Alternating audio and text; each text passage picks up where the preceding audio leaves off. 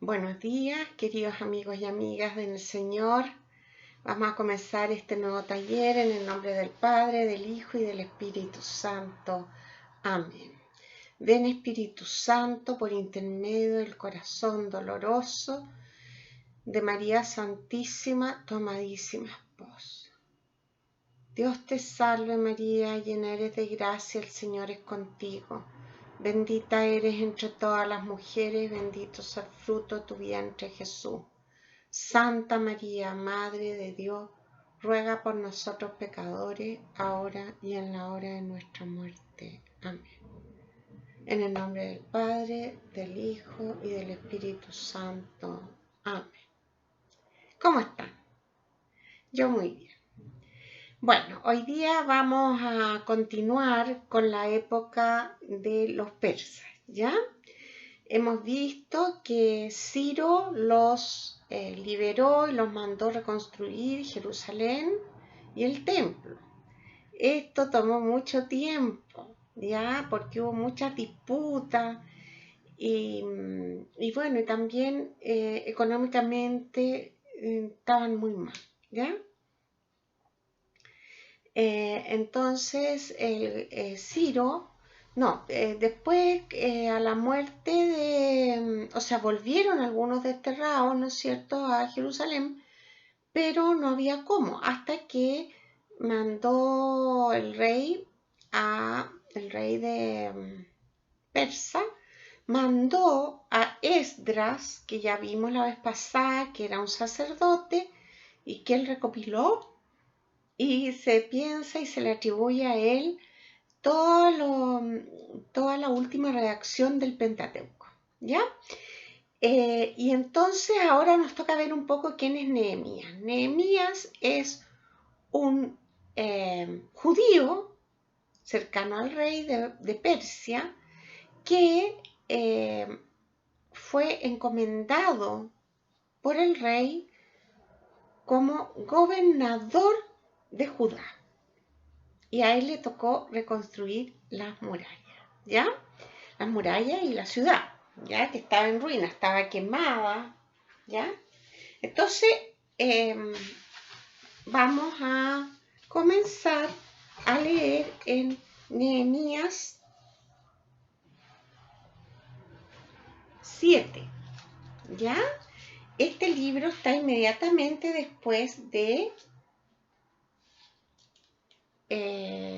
Esdras, ¿ya? Así que ¿se acuerdan cuál era el orden? Bueno, voy a empezar desde Crónicas, Esdras y Nehemías, ¿ya?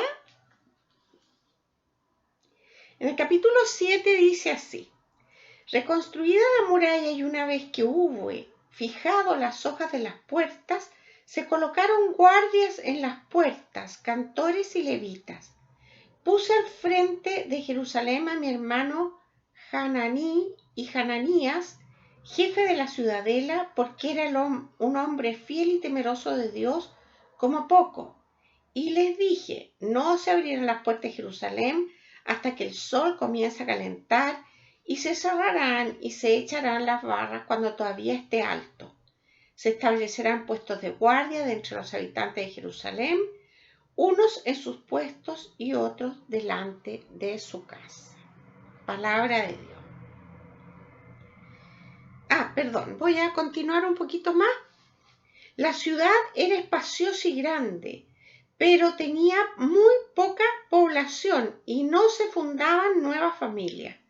Me inspiró Dios reunir a los notables, a los consejeros y al pueblo para hacer el registro genealógico. Hallé el registro genealógico de los que habían venido al principio y encontré escrito en él. Y aquí viene entonces la lista de los primeros que habitaron la ciudad de Jerusalén reconstruida, ¿ya? Ahora, lo interesante ya fue que Nehemías tomó estas genealogías y las ubicó. Y los que estaban todavía en Babilonia o en otros lugares, los hizo volver, Y esta gente también aportó dinero, ¿no es cierto?, a la reconstrucción. Así que el papel de Nehemías fue muy bueno, pero también tuvo mucha oposición de la misma gente judía y sobre todo del tema de los samaritanos. Los samaritanos se pusieron envidiosos y pidieron al rey persa que también ellos necesitaban ayuda. Entonces ahí se produjo una discusión muy grande, ¿ya?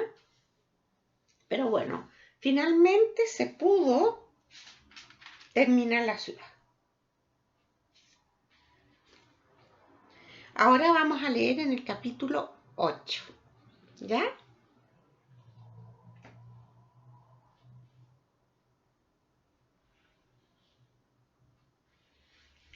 Voy a leer algo de mi libro antes, ¿ya? Para que quedemos con una idea antes de leer, ¿ya? Cuando todo estuvo terminado, la asamblea de los israelitas se congregó en la plaza y pidieron a Esdras que trajera el libro de la ley de Moisés. Esdras leyó un trozo del libro desde el alba hasta el mediodía, en presencia de hombres, mujeres y aquellos que tuvieran uso o razón. Todos estuvieron atentos a las explicaciones que Esdras daba de la lectura para que comprendieran su significado. Y bueno, y después de esto entonces hicieron una celebración en honor a Yahvé, ¿ya? Y que esta celebración duró 8 días, ¿ya? Este acto de culto que se hizo, que es el que vamos a leer ahora, no lo vamos a leer entero porque es muy largo, vamos a ir tomando algunos trocitos, ¿ya? Es muy importante, ¿ya? ¿Por qué? Porque marca el nacimiento oficial del judaísmo en dominación persa, ¿ya? Esto es lo que es lo más importante, que creo que ya se los había dicho. Vamos a leer entonces en el capítulo 8 unos trocitos, ¿ya? Llegado el mes séptimo, todo el pueblo se congregó como un solo hombre en la plaza que está delante de la puerta del agua. Dijeron al escriba Esdras que trajera el libro de la ley de Moisés que Yahvé había prescrito a Israel. Trajo el sacerdote Esdras la ley ante la asamblea integrada por hombres, mujeres y todos los que tenían uso o razón. Era el día 1 del mes séptimo. Leyó una parte en la plaza que está delante de la puerta del agua, desde el alba hasta el mediodía, en presencia de los hombres, las mujeres y todos los que tenían uso de razón. Los oídos del pueblo estaban atentos al libro de la ley. El escriba Esdras estaba de pie sobre un estrado de madera levantado para esta ocasión. Voy a saltarme hasta el versículo 8. Y Esdras leyó en el libro de la ley de Dios, aclarando e interpretando el sentido para que comprendieran la lectura. Entonces Nehemías el gobernador y Esdras el sacerdote escriba y los levitas que explicaban al pueblo dijeron a todos los presentes: este día está consagrado a Yahvé vuestro Dios, que no estéis tristes ni lloréis, pues todo el pueblo lloraba al oír las palabras de la ley. Díjoles también: id y comed manjares grasos, bebed bebidas dulces, y mandad su ración a quien no tiene nada preparado, porque este día está consagrado a nuestro Señor. No estéis tristes, la alegría de Yahvé es vuestra fortaleza.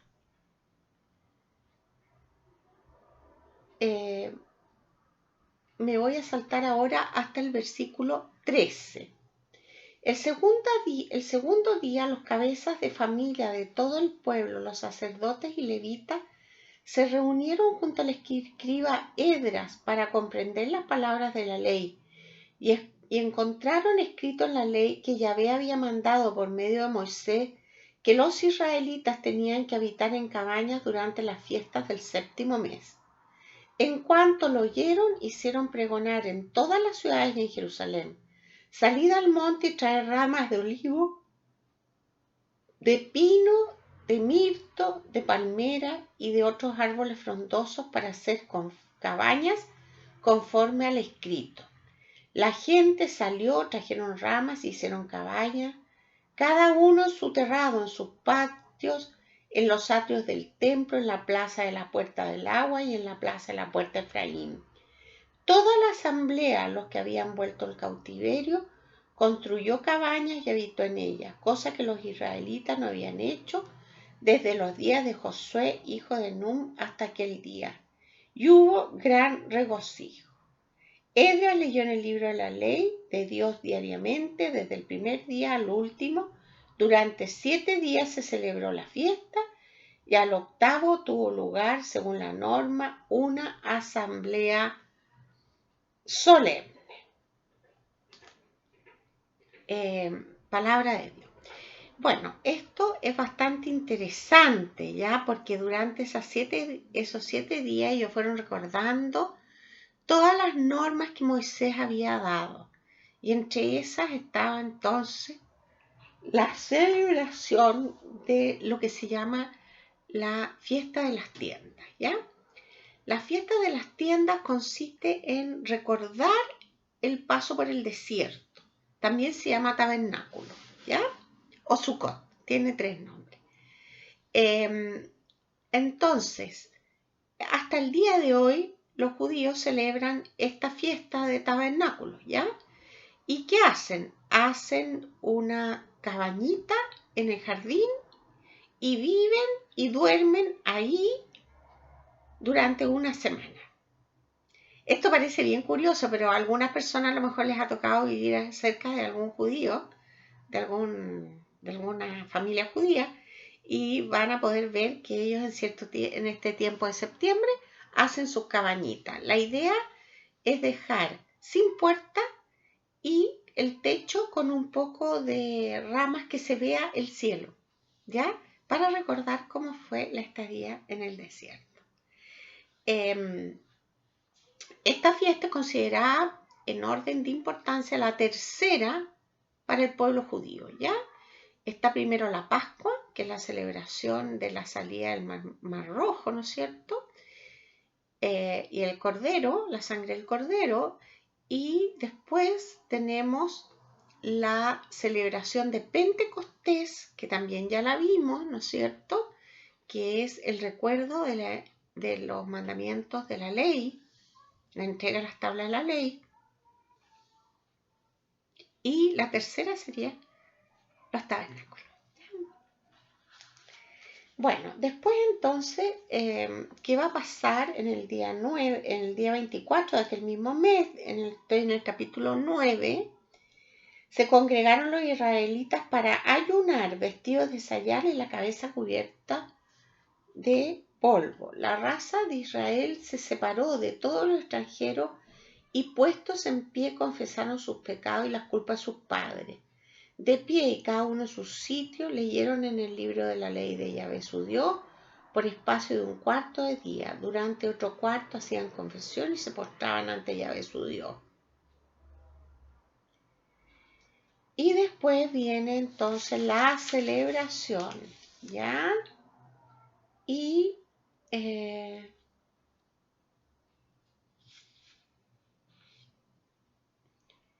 en el capítulo 10 dice, parte así: de acuerdo con todo esto adquirimos un firme compromiso por escrito.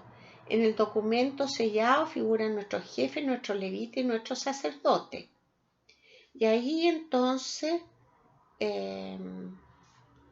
vienen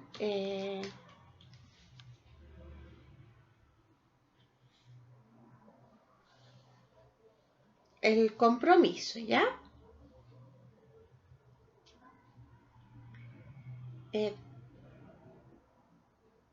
Entonces, la gente del país, para seguir la ley de Dios, se adhirieron a sus hermanos y a los nobles y se comprometen por imprecación y juramento a caminar en la ley de Dios, que fue dada por mano de Moisés, siervo de Dios, y a guardar y practicar todos los mandamientos de Yahvé nuestro Señor, sus normas y sus leyes. a no dar nuestras hijas a la gente del país ni tomar sus hijas para nuestros hijos. Si la gente del país traen en día sábado mercancía o cualquier otra clase de comestibles para vender, nada les compraremos en día sábado ni en día sagrado. En el año séptimo renunciaremos a la cosecha de la tierra y a todas las deudas. Nos imponemos como obligación dar 1/3 del ciclo al año para el servicio del templo de nuestro Dios, para el pan que se presenta para la oblación perpetua y el holocausto perpetuo, para los sacrificios de los sábados, los novilunios, las solemnidades, etc. Nos comprometemos, en el 36, nos comprometemos también a traer cada año al templo de Yahvé las primicias de nuestro suelo y los frutos de todos los árboles, así como los primogénitos de nuestros hijos, de nuestros ganados, conforme al escrito en la ley. Los primeros nacidos de nuestro ganado mayor y menor que se traen al templo de nuestro Dios son para los sacerdotes que ejercen el ministerio en la casa de nuestro Dios. Y así siguen todas las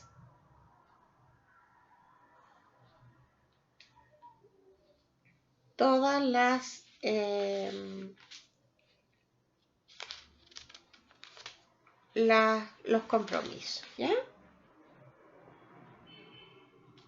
Bueno, inmediatamente después de esta celebración solemne en que retoman su alianza, entonces ellos van a empezar a cumplir todo lo que se habían propuesto ya en el destierro, ¿se acuerdan? ¿Ya?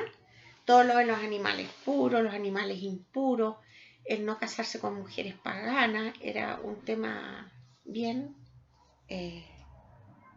grave, ¿ya? Porque eso impedía que el pueblo se abriera a otros pueblos, ¿ya? Por un lado rescataban la alianza, pero por otro lado entonces se iba haciendo cada vez más cerrado el círculo de los judíos que habían sido llamados a proclamar la ley de Dios en forma universal. Ellos se apropiaron de la ley entonces y solo la mantenían entre ellos, ¿ya?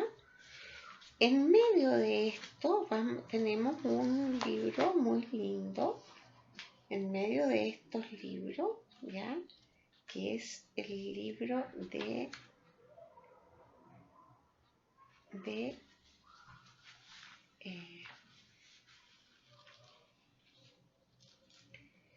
justo ahora me olvidé el nombre,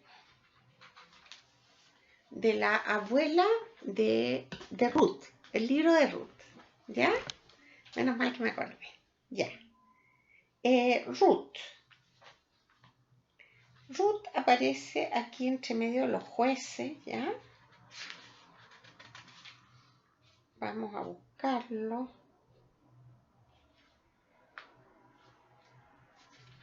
Tenemos jueces. Por lo menos mi Biblia, ya en todas las Biblias es distinto. Ruth es un libro muy cortito que está entre los jueces y el primer libro de Samuel, ¿ya? Por lo menos en mi Biblia. No sé en qué lugar la tienen ustedes, ¿ya? Pero, ¿de qué se trata este libro de Ruth? El libro de Ruth es la historia de la abuela de David, ¿ya? Y fue escrita no en este tiempo, fue escrita en el tiempo persa. ¿Para qué? Para contrarrestar el tema de las mujeres paganas. Porque ahí se le da importancia entonces a Ruth, que era una moabita de Moab, y que ella aceptó al Dios de Israel y se hizo creyente judía, ¿ya? Es muy linda la historia de Ruth porque de ahí va a nacer su matrimonio con vos, va a nacer el padre de David, que se llama Jesé o Isaí. Cualquiera de los dos nombres. ¿Se acuerdan que hemos hablado otras veces de las letras del alfabeto hebreo? Que no tiene vocales. Entonces, la I es J, ¿ya? Entonces, J o I se puede pronunciar de las dos maneras. Entonces, si yo digo Isaí, también puedo decir Jesé, ¿ya? Si ustedes hacen el trabajo escribiéndolo, se van a dar cuenta. Isaí y Jesé es lo mismo. Lo mismo que Jesús y Josué, también es lo mismo, ¿ya? Es el mismo nombre. Bueno, vamos a seguir entonces con los libros de Tobías, Judith y Esther. Estos libros, pero primero vamos a cambiar de tema, porque ¿qué pasó con los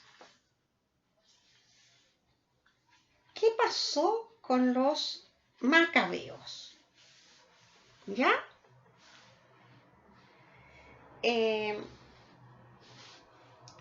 Primero que todo, los persas fueron vencidos por Alejandro Magno. O sea que los persas estuvieron en el poder hasta el año 330, ¿ya? Y durante el imperio persa hubo tranquilidad, paz en Israel, ¿ya? Esto fue entre el 400 y tanto y el 333, en que Alejandro Magno conquista entonces el imperio persa.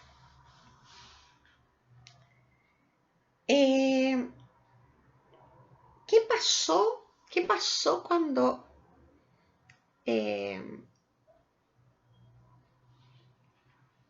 Alejandro Magno conquistó el imperio? Alejandro Magno era macedonio, pero había sido educado en Grecia por todos los grandes filósofos griegos, ¿ya? Entonces, él hablaba griego y el idioma que se empezó a propagar entonces durante el imperio persa fue el idioma griego, ¿ya? Esto va a tener una importancia impresionante en todo lo que va a continuar, ¿ya? Por eso era que yo les decía que sería bien bueno que ustedes hubieran ubicado un mapa. No sé si alguien hizo la tarea que les di de buscar un mapa. Si no lo han buscado, búsquenlo ahora, ¿ya? Busquen y vean la diferencia entre los diferentes imperios, ¿ya? ¿Cómo se hace eso? Se busca un mapa del imperio babilónico,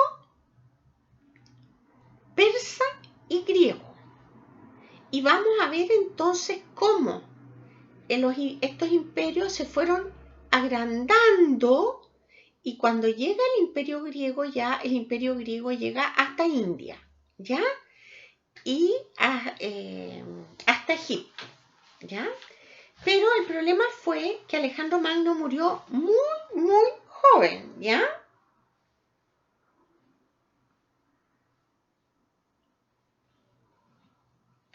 Y al morir Alejandro, el imperio se dividió entre los 4 generales que trabajaban con él, ¿ya? Él tenía 4 generales, y estos generales entonces van a dividir el imperio y cada uno va a quedar con un trozo del imperio griego que había formado Alejandro, ¿ya? Entonces, ¿qué va a pasar? Que Palestina Yo no sé si ustedes han visto la película de Alejandro Magno.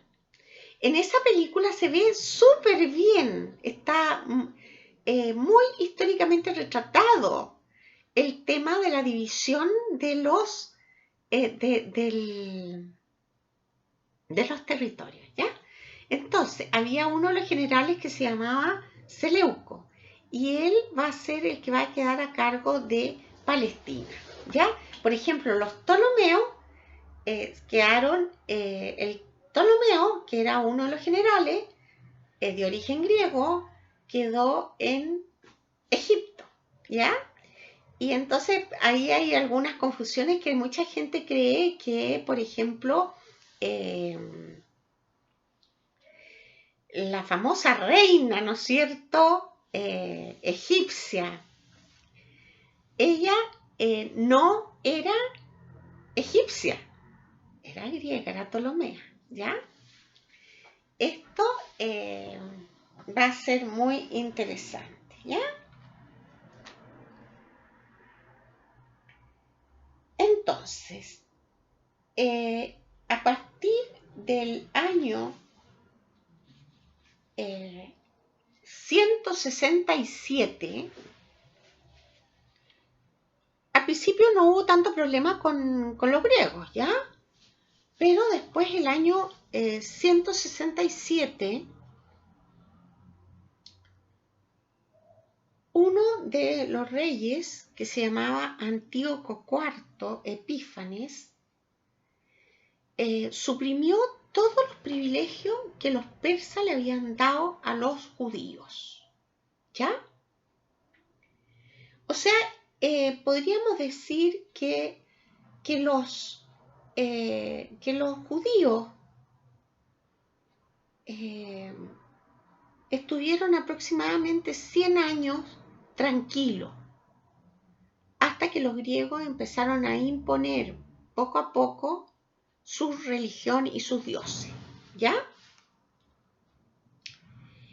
Y en el año 167 a.C., ahí ya empiezan los problemas graves, ¿ya? ¿Por qué? Porque este Antíoco IV Epífanes suprimió los privilegios a los judíos, prohibiéndoles descansar el sábado, y también les prohibió la circuncisión, y profanó el templo instalando dentro de él una estatua de Zeus, hecho llamado por los judíos la abominación de la desolación. Esta palabra tan terrible, la abominación de la desolación, está también puesta en Daniel, en el libro de Daniel, que también es de esta época, y también en el Apocalipsis, ¿ya? ¿Por qué? Porque es una de las características del fin de los tiempos, ¿ya? ¿Qué significó esta abominación de la desolación? Que en el templo de Jerusalén, que era el lugar más santo que tenían los judíos, pusieron los griegos, o sea, el rey, ¿no es cierto?, el rey puso una estatua de Zeus para que fuera adorada. Imagínense ustedes el drama, ¿ya? Esto fue terrible, terrible, ¿ya?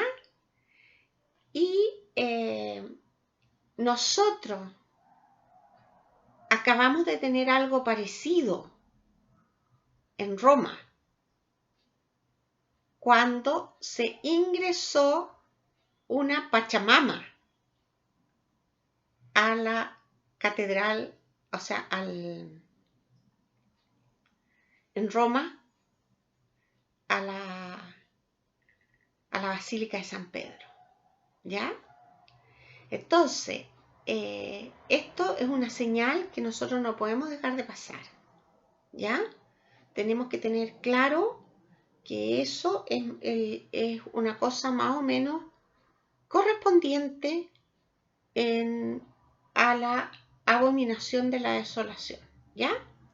La Pachamama es un ídolo satánico, ¿ya? Y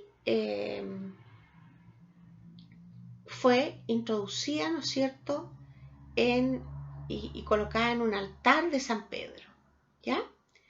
Esto es algo muy terrible, ¿no es cierto? Y nosotros tenemos que rezar mucho, mucho por nuestra iglesia, ¿ya? Bueno, ¿qué va a ocurrir con esta abominación de la desolación? Que el pueblo de Israel, algunos aceptaron y transaron con los griegos y se unieron a ellos y empezaron a adorar nuevamente los ídolos. Ustedes comprenderán que después de todo lo que habían hecho, retrocedieron a lo anterior. Pero hubo una familia, que es la familia de los macabeos, en que uno de ellos, el padre de estos,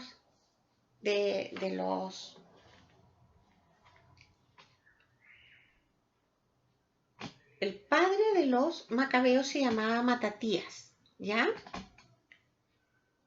Y él no estuvo dispuesto a venerar la imagen de Zeus, ¿ya? Vamos a tomar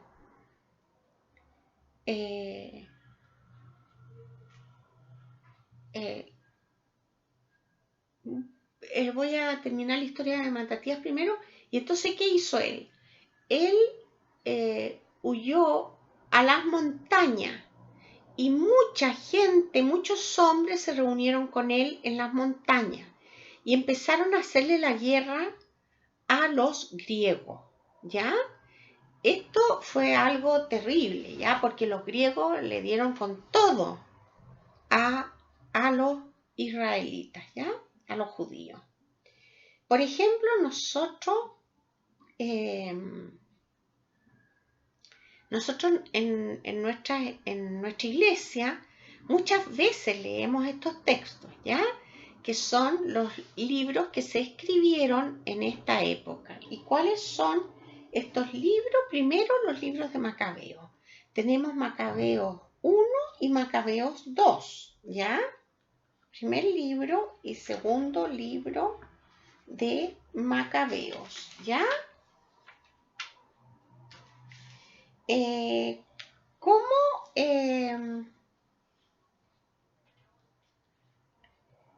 ¿En qué consistieron estos dos libros? Estos dos libros relataban en tiempo presente, en tiempo presente el poder de los griegos. Y entonces aquí se nos muestra, y estas lecturas se leen mucho en algunos momentos de la liturgia católica, ¿ya? Por ejemplo, tenemos 2 de Macabeos 7, del 1 al 9, que describe a una madre que con sus 7 hijos va a la tortura porque no quisieron postrarse, ¿no es cierto?, frente a los ídolos. Y entonces, aquí, en esta época, empieza a surgir en estos escritos por primera vez la idea de la resurrección, ¿ya? Voy a leer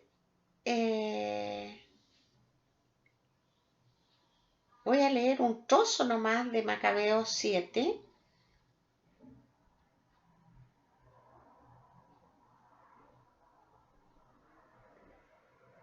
Le dice en el versículo 9, no a comer las carnes de cerdo que estaban prohibidas, ¿ya? Él, respondiendo en su lenguaje patrio, dijo, no, no voy a comer. Por ello también este sufrió a la vez la tortura como el primero. Al llegar a su último suspiro, dijo: tú, criminal, nos privas de la vida presente, pero el Rey del mundo, a nosotros que moriremos por sus leyes, nos suscitará a una vida eterna.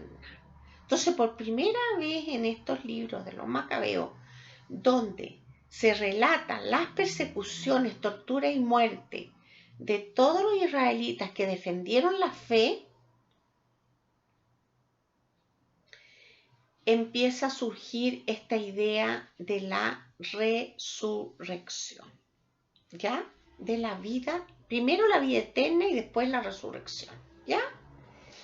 Estamos en el año 164 antes de Cristo, ¿ya? Entonces es muy bueno también tener una cronología. Yo, cuando terminemos el curso, no sé cómo lo voy a hacer, pero les voy a poner una cronología, ¿ya? Y la voy a ir explicando, ¿ya? Para que cada uno pueda, a lo mejor,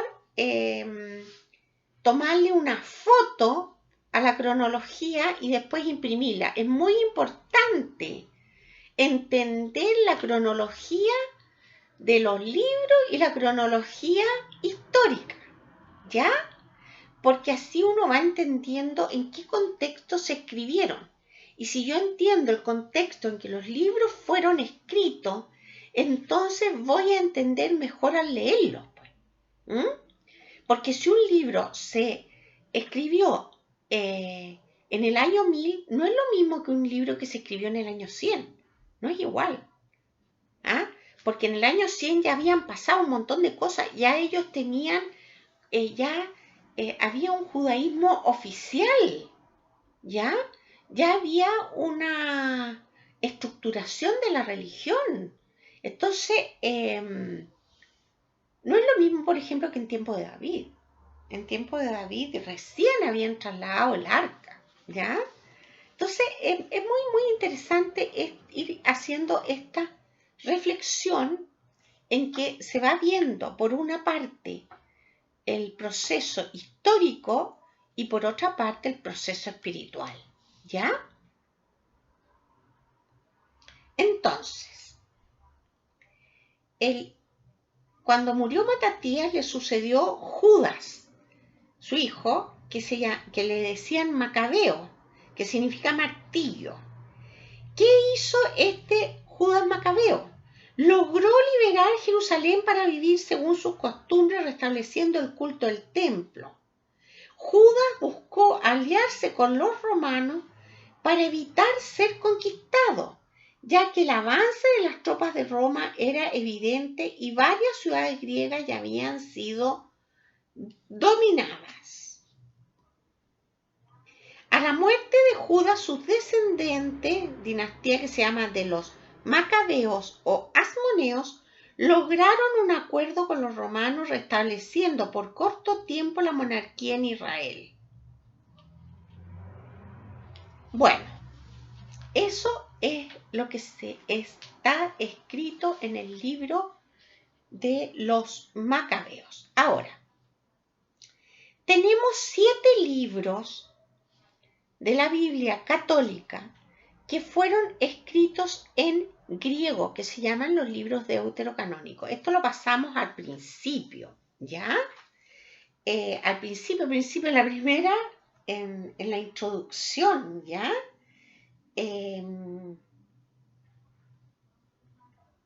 Estoy buscando el nombre de los libros, ¿ya? Son Tobías, Judith, 1 y 2 de Macabeos, Baruch, Sabiduría y Eclesiástico. También algunos capítulos de Esther y Daniel, ¿ya? Entonces, ¿qué pasa con estos libros? En esa época, en cerca del año 200, que es ya con el imperio griego gobernando, se había hecho común hablar en idioma griego. ¿Por qué? Porque ya llevaba más de 100 años, pues, ¿ah? Del 333, en que fueron conquistados por Alejandro, hasta el año 200, ya llevaban bastante tiempo, ¿no es cierto? Entonces, ¿qué va a pasar? Que la gente judía hablaba mucho griego y también los que estaban en las colonias. ¿Se acuerdan que dijimos cómo se llamaban las colonias? ¿Ya? ¿Se acuerdan? Ya, pues. Tienen que acordarse, pues. ¿Ah? Ya. Entonces, en la diáspora, que estaba en todo el mundo, conocido de esa época, porque en esa época todavía no existía Europa como lo conocemos, ¿ya?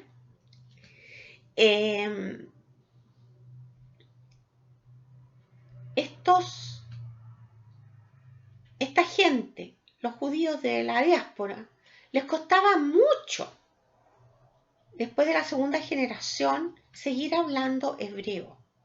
Entonces van ellos a hablar griego en los distintos países, ¿ya? Junto con el idioma de cada país. Por ejemplo, si están en Egipto, hablan egipcio, griego y apenas un poquito de hebreo porque era muy difícil, ¿ya? Y bueno, y así, pues en Turquía lo mismo, pues hablan turco, griego y un poquito de hebreo. Y entonces en el año, cerca del año 200, empieza una gran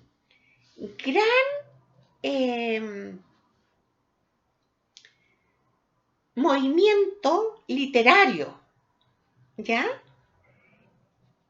De idioma griego entre los judíos. Y entonces ahí va a venir la primera traducción de la Biblia hebrea, que era el Antiguo Testamento, ¿no es cierto?, a el griego. Y esa traducción se llama la traducción de los 70. Hay muchas explicaciones para decir quién eran los 70, que eran 70 sabios, ya, ustedes pueden buscar y ver más sobre la traducción de los 70, ¿ya? Pero esa fue la primera traducción. Entonces, a partir de ahí, nacieron también muchos escritos en griego, que son estos que nosotros llamamos deuterocanónicos. Entonces, estos libros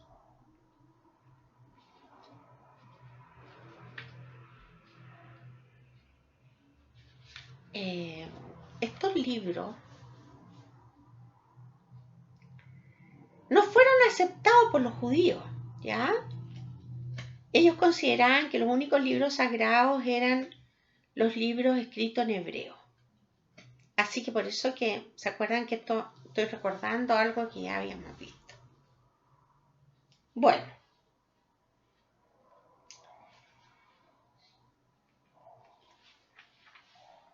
Voy a hablar un poquito ahora de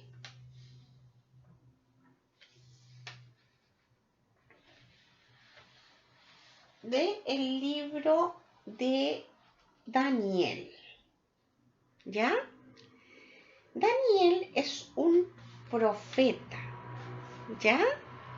Tiene libros proféticos muy interesantes, ¿ya? Que vivió en esta misma época, ¿ya? Justo cuando empieza la dinastía Asmonea. ¿Qué es lo que pasa entonces? Que ya se relajan, ¿ya? Un poco, ¿ya? Este libro fue escrito justo antes de que los asmoneos adquirieran el poder. Entonces le toca la colita, el final del imperio griego y las persecuciones, ¿ya? Entonces, ¿qué va a pasar con Daniel? Primero que todo, Daniel es un seudónimo. ¿Por qué? Porque él va a escribir con un esquema literario que era bastante corriente entre los judíos, que era que el escritor relata el tiempo actual, pero lo sitúa años antes. Entonces, ¿qué va a pasar con Daniel? Daniel, que es este seudónimo, es un escritor sagrado, entonces, que vive cerca del año 160 y va a describir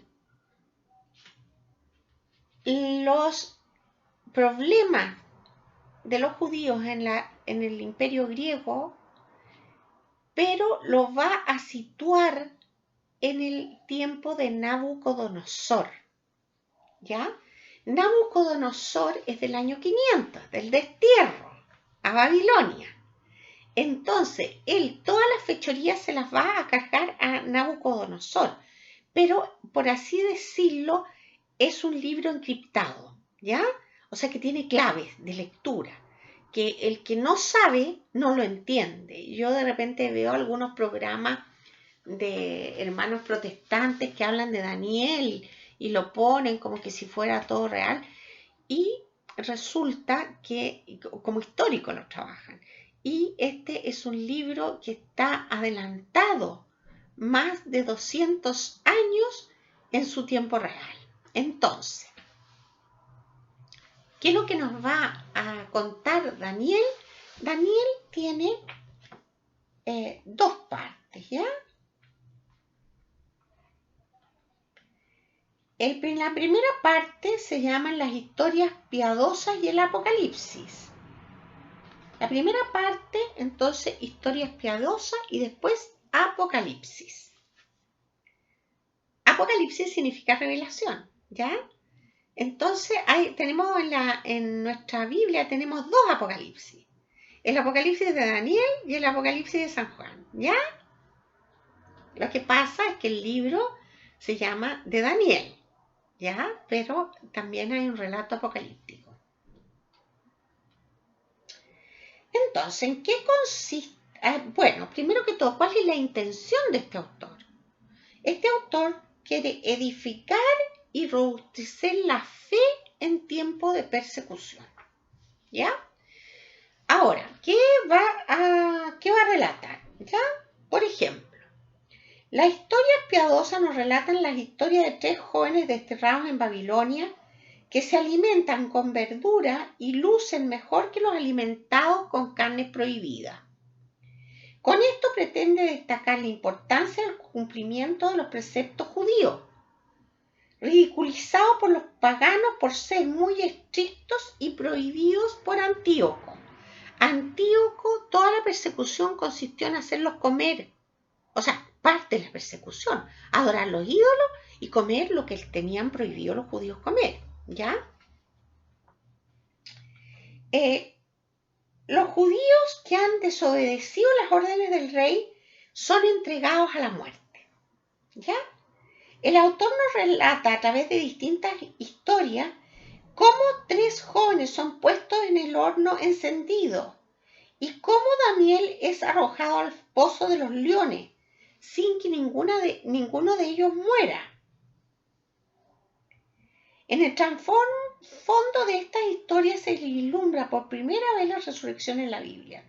Los que son fieles a Dios, aunque mueran, morirán. O sea, vivirán, perdón. Aunque mueran, vivirán. Ya, esto es muy interesante, ¿ya? Muy, muy interesante, ¿ya? Porque nosotros no podemos tomar estas historias como históricas. Es un cuento ficticio para poder dar confianza y fe de defender la fe que tenían, ¿ya? Y las costumbres, para enraizar más estos temas, ¿ya? Y el Apocalipsis es un género literario común entre los judíos para dar ánimo en tiempo de persecución, transformado en el sufrimiento. Dios revela al hombre su victoria. El sufrimiento será transformado en alegría. Esta revelación es pesimista sobre el presente porque el mundo bajo el dominio del mal es irrecuperable. O sea, el Apocalipsis tiene una parte en que muestra el mal, ¿no es cierto?, que es irrecuperable, pero a la vez optimista respecto al futuro.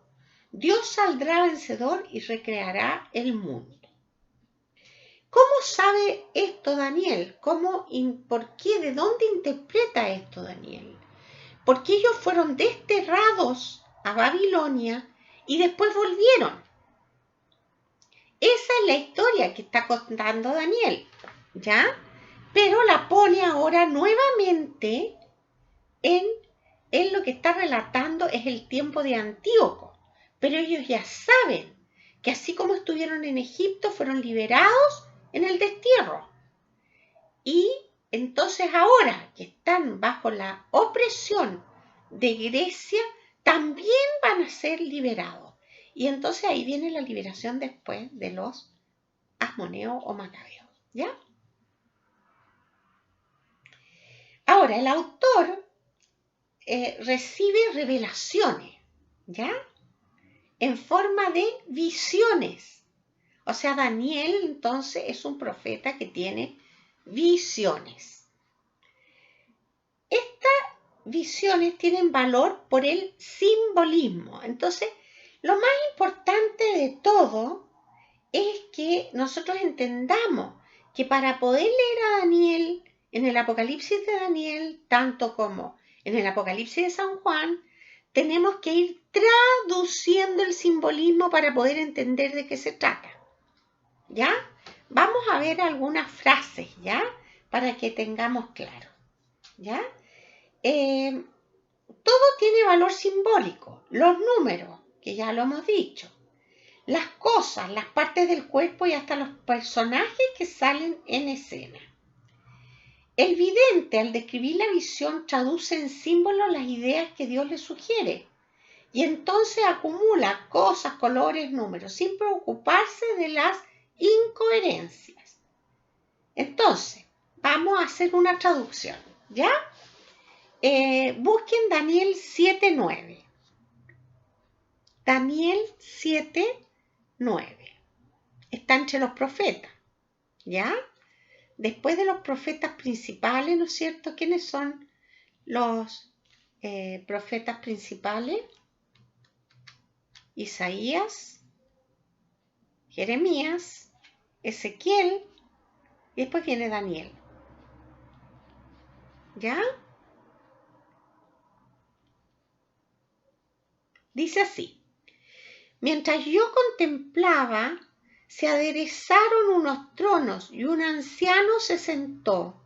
Su vestidura blanca como la nieve, los cabellos de su cabeza puros como la lana. Palabra de Dios. Entonces, ¿qué significa esto?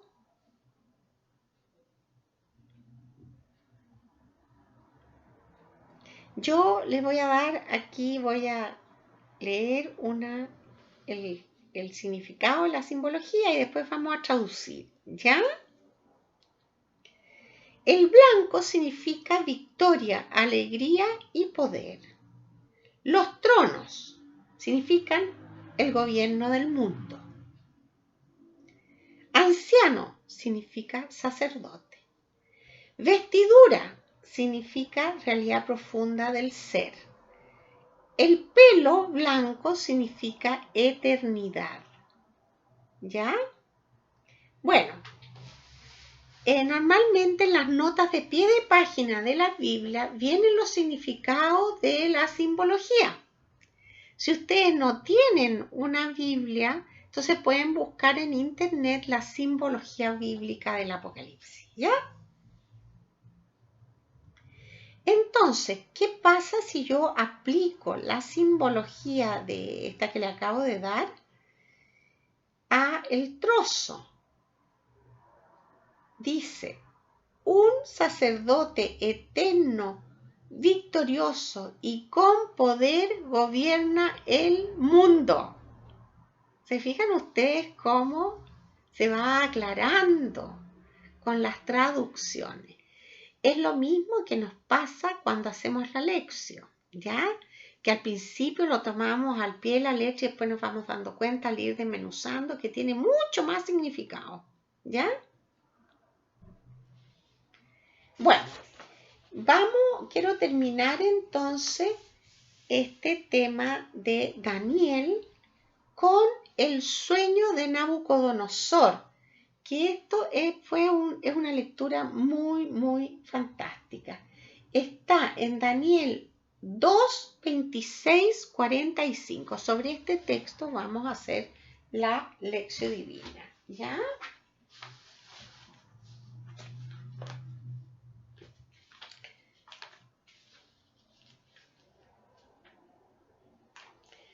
Entonces, Daniel, repito, Daniel 2, 26, 45. Daniel 2.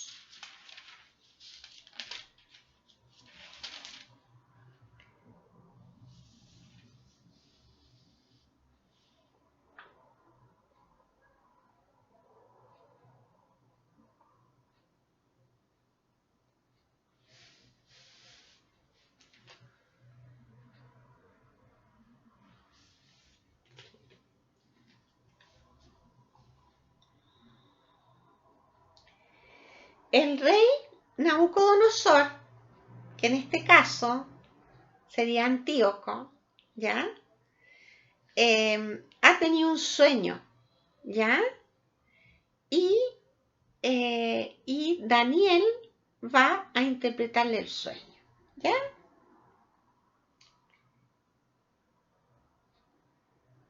El rey dijo a Daniel, apodado Baltasar, ¿eres capaz de contarme el sueño que he tenido y su interpretación? Daniel le respondió así, no hay sabios, adivinos, magos o astrólogos capaces de descifrar el misterio que el rey quiere saber. Pero hay un Dios en el cielo que revela los misterios y que ha dado a conocer al rey Nabucodonosor lo que sucederá al fin de los tiempos. Estos eran el sueño y las visiones que tuviste mientras dormías. Tú, oh rey, reflexionabas en tu lecho sobre lo que ocurrirá en el futuro, y el que revela los misterios te ha dado a conocer lo que sucederá. A mí se me ha revelado este misterio, no porque yo sea más sabio que el resto de los vivientes, sino para descifrar al rey su interpretación y para que tú comprendas las preocupaciones de tu mente. Tú, oh rey, tuviste esta visión. Una enorme estatua de extraordinario brillo y aspecto terrible se levantaba ante ti. La estatua tenía la cabeza de oro puro, el pecho y los brazos de plata, el vientre y los lomos de bronce, las piernas de hierro y los pies mitad de hierro y mitad de barro. Mientras estabas mirando, una piedra se desprendió sin intervención humana alguna, golpeó los pies de hierro y barro de la estatua y los hizo pedazos. Entonces todo a la vez se hizo polvo, el hierro y el barro, el bronce, la plata y el oro. Quedaron como la paja de la era en verano que el viento se lleva sin dejar rastro. Pero la piedra que había golpeado la estatua se convirtió en una gran montaña que llenó toda la tierra. Este era el sueño. Y ahora expondremos al rey su interpretación. Tú, majestad, rey de reyes, a quien el Dios del cielo ha dado soberanía, fuerza, poder y gloria, te ha sometido los hijos de los hombres, las bestias del campo y las aves del cielo, donde quiere que habiten, y te ha hecho soberano de ellos. Tú eres la cabeza de oro. Después de ti surgirá otro reino inferior a ti, y luego un tercer reino de bronce que dominará toda la tierra. Luego vendrá un cuarto reino, duro como el hierro que todo lo tritura y machaca, como el hierro que aplasta, así él triunfará y aplastará a todos los demás.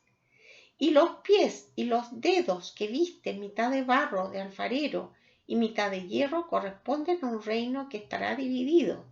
Tendrá la solidez del hierro, pues viste el hierro mezclado con el barro. Los dedos de los pies, mitad de hierro y mitad de barro, significan que el reino será a la vez fuerte y frágil.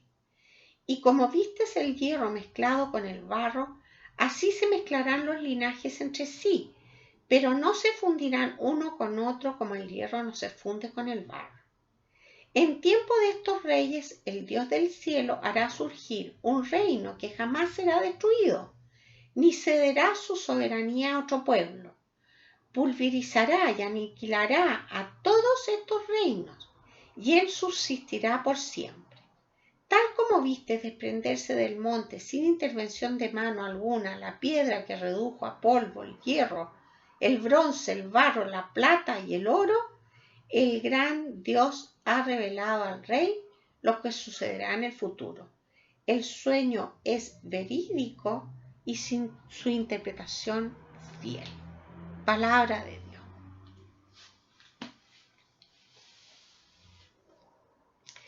Tenemos que pensar que estamos a 140 años aproximados de la venida de Jesucristo, ¿ya?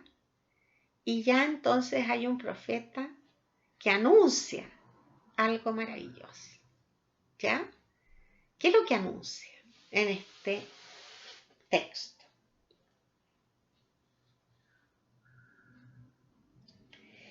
Voy a leer la nota de pie de página, ¿ya? Dice así. Yo tengo una Biblia de Jerusalén, ¿ya? Es el anuncio de la primera de las alegorías de Daniel que describen misteriosamente la sucesión de los grandes imperios históricos, neobabilónicos, medos, persas, griegos, herederos del reino asiático de Alejandro, representados aquí conforme a las antiguas especulaciones sobre las edades del mundo, por metales de valor decreciente y finalmente el advenimiento del reino mesiánico. Todos los imperios terrestres se derrumbarán para ceder su puesto a un reino nuevo, eterno, porque está fundado en Dios, el reino de los cielos.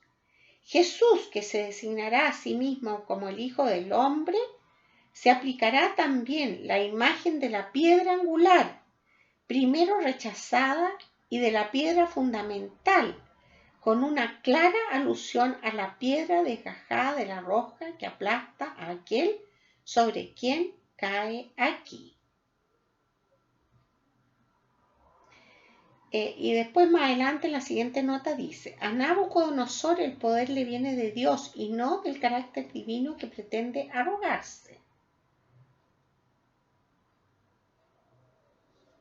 Bueno, entonces, ¿qué serían estos reinos aquí según lo que el oro sería Nabucodonosor, ¿no es cierto? Y después los distintos reinos de los persas, los babilónicos primero, después los persas y después los griegos, ¿ya? Y entonces dice que todo se cayó, toda esta estatua se cayó y había una piedra que se desprendió sin mano humana. Entonces, ¿qué significa eso? Esta piedra que rodó y que destruyó la imagen. Significa que es Dios el que va a instaurar este nuevo reino, ¿ya? Mientras estaba mirando, una piedra se desprendió sin intervención de mano humana e hizo pedazos la estatua, ¿sí? Pero la piedra que había golpeado la estatua, estoy en el versículo 35, había golpeado la estatua, se convirtió en una gran montaña que llenó toda la tierra. Qué hermoso, ¿eh? Entonces quiere decir que Dios, su iglesia, va a estar en toda la tierra, ¿ya?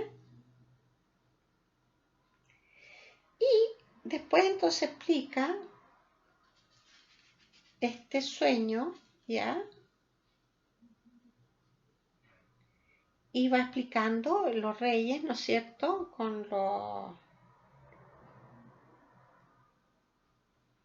con todas sus características, los reinos que están descritos en la imagen, ¿ya?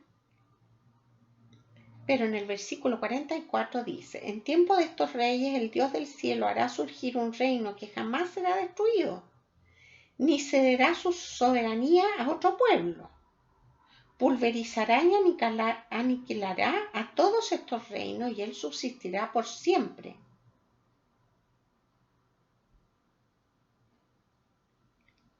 Es un reino eterno, ¿ya?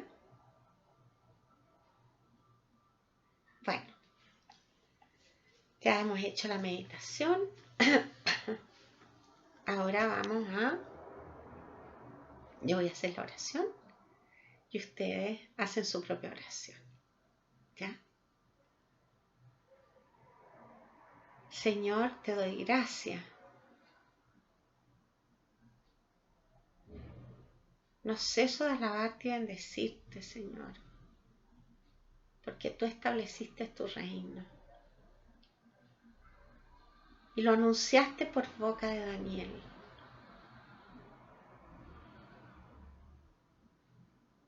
Qué hombre tan valiente atreverse a escribir en tiempo de persecución con todas estas claves. Gracias, Señor. Dame a entender este libro.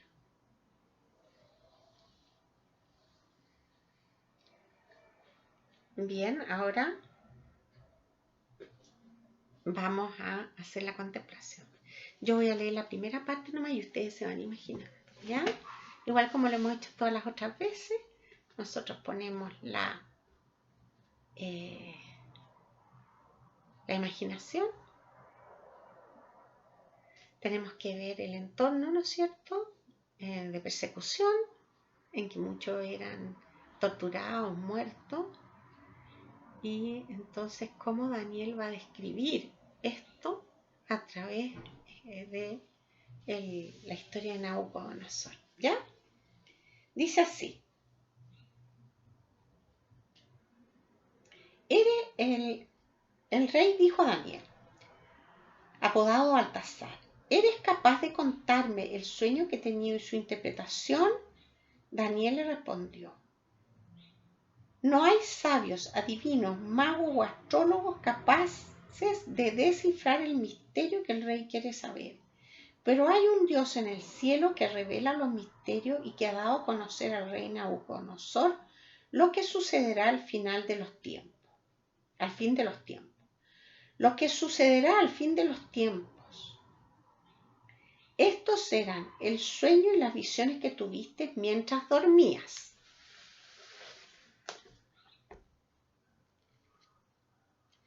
Tú, oh rey, reflexionabas en tu lecho sobre lo que ocurrirá en el futuro, y el que revela los misterios te ha dado a conocer lo que sucederá. A mí se me ha revelado este misterio no porque yo sea más sabio que el resto de los vivientes, sino para descifrar al rey su interpretación y para que tú comprendas las preocupaciones de tu mente. Tú, oh rey, tuviste esta visión, una enorme estatua de extraordinario brillo y de aspecto terrible se levantaba ante ti. La estatua tenía la cabeza de oro puro, el pecho y los brazos de plata, el vientre y los lomos de bronce, las piernas de hierro y los pies mitad de hierro y mitad de barro. Mientras estaba mirando, una piedra se desprendió sin intervención de mano alguna. Golpeó los pies de hierro y barro de la estatua y los hizo pedazos. Entonces, todo a la vez se hizo polvo, el hierro y el barro, el bronce, la plata y el oro. Quedaron como la paja de la era en verano, que el viento se lleva sin dejar rastro. Pero la piedra que había golpeado la estatua se convirtió en una gran montaña que llenó toda la tierra.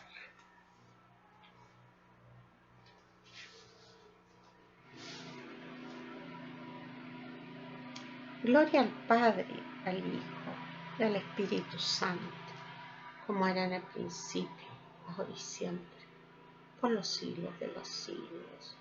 Amén. Voy a compartir mi contemplación con ustedes.